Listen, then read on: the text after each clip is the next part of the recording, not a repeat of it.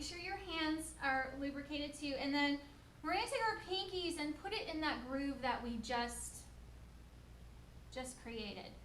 Now, we're going to fold our hands over, and then when we fold them over and we squeeze the clay, we have to let our right hand fold in to our left hand, okay?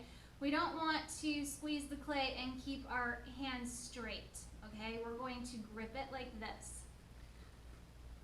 So come up and then gently release. If you don't rise as you're squeezing the clay, you may end up ripping the clay off because you'll just keep squeezing until it has a thin spot and then it'll come off. Okay, now we're going to, so that is coning up. That is very important for the centering process. Now we're going to cone the clay down. So imagine that your left hand is a wall, and we're going to press our fist down into this cone, and the clay is going to bump into the wall, and you're going to end up being able to push that clay back into center as it comes around and bumps into you. You don't want to go very slow. This is the fastest part of the process. Okay, keep your arms locked into your body. You can squeeze your sponge a little bit and press, and then gently release. So as I was pressing down and the clay was bumping into my hand, which was then pushing it back into center, it was becoming a centered ball of clay until I went down so far that it started getting into some uncentered clay. It started shaking again, and so I stopped. You'll notice that I did not make this into a pancake. I stopped about the size of like a Big Mac, okay? Like if this was a hamburger, this would be about that size. So now we have to cone back up. So you can get down here at the wheel head, okay? And then you're gonna squeeze and come up.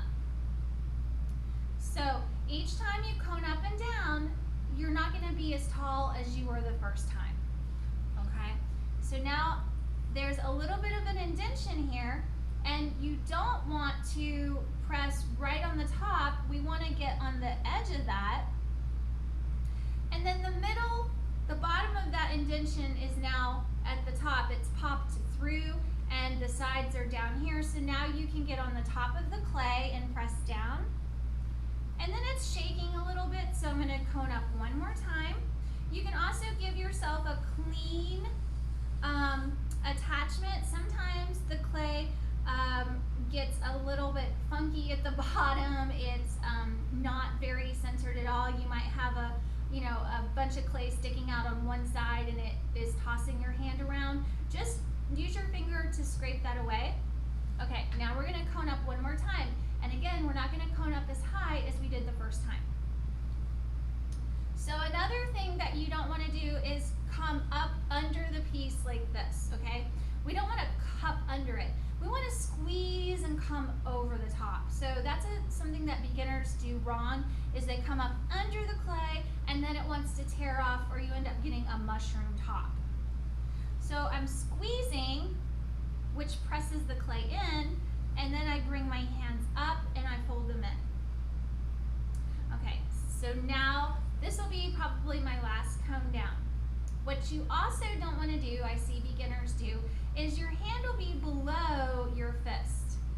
And the problem with that is that the clay that is above your hand here will flare out and create a mushroom shape. So we don't want that, okay? So we're gonna escort the clay down, gently hold and release. Whenever you release your hands from your piece of clay, you don't want to be really drastic and go from harsh pressure and release very quickly. We want to, if you're adding really, really heavy like pressure, then gently taper your pressure away. If you're pushing really hard and then you just take away, you jerk away, it's going to make the clay bounce and go off center. So a lot about what clay is when it comes to centering and pulling and keeping your clay nice and centered in the middle of the wheel is about tapering off your pressure, okay? So just remember that. So now we have a nice centered ball of clay. You can tell it's centered because you can take your needle tool, you can draw a circle, and you can see that it's the same distance all the way around from that line to the edge. You can hold your finger and you can feel that it's evenly touching, nothing is bumping out into my finger. So I know that this piece is centered.